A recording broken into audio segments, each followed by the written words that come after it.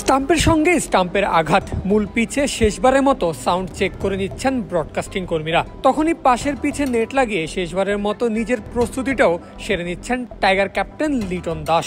সিরিজের আগে অনুশীলনে লিটনের প্রথম বল এটি। রিশাদ হোসেনের লেগ ঘূর্ণির কাছে পরাস্তই হলেন লিটন। বল তার ব্যাটের কানা ছুঁয়ে গেছে পেছনে। মাঠে এমন ঘটনা ঘটলে যে বলের গন্তব্য পল স্টার্লিং এর গ্লাভসে হবে তাতে কোনো সন্দেহ নেই। অর্থাৎ আউটসাইড এজডে উইকেট হারাবেন বাংলাদেশের অধিনায়ক।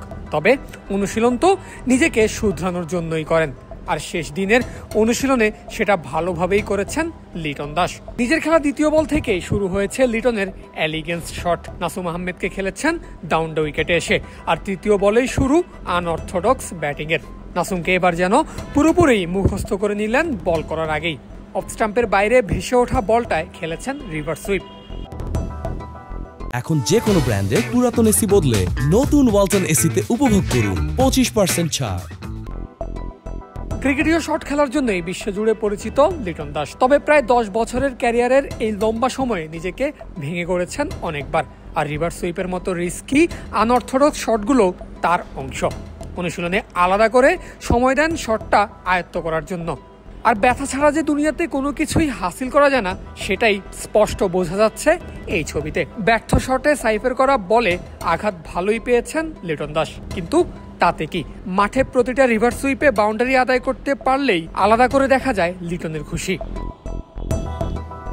শুধু আনঅর্থোডক্স শটই নয়, লম্বা সময় নিয়ে করেছেন ব্যাকরণ মেনে ব্যাটিং অনুশীলনও।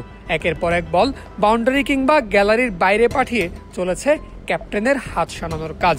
মডার্ন ডে ক্রিকেট কিংবা মডার্ন ডে টি-20 ক্রিকেট, লিটন সেটা নিজের মধ্যে যে কত ভালোভাবে অ্যাডপ্ট করে নিতে পেরেছেন তা তার সাম্প্রতিক ব্যাটিং দেখলেই বলে দেওয়া যাবে।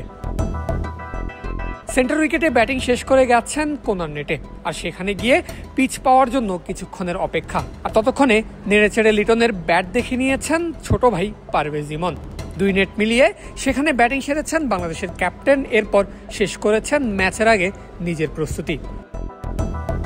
শেষবার চট্টগ্রাম সফরটা ক্যাপ্টেন হিসাবে ভুলেই যেতে চাইবেন লিটন দাস। 3 ম্যাচের সিরিজ হেরে হোয়াইট ওয়াশ হয়েছে তার দল। সেই ক্ষত বুকে নিয়েই এবার হয়েছেন প্রস্তুত। মাঠে দিনে শুরুটাই করেছেন প্রেস কনফারেন্সে বোমা ফাটিয়ে। এরপর অনুশীলন শুরুর আগেই কোচ সিমন্সের সঙ্গে অঙ্ক কষে নিয়েছেন। যে দল পেয়েছেন তা নিয়েই মাঠে নামবেন। ওয়েস্ট ইন্ডিজের বিপক্ষে হারের ক্ষততে মলম দিবেন আয়ারল্যান্ডকে হারিয়ে। চট্টগ্রাম থেকে পারভেজ আল হাসান, ক্রিক ফ্রেন্জি।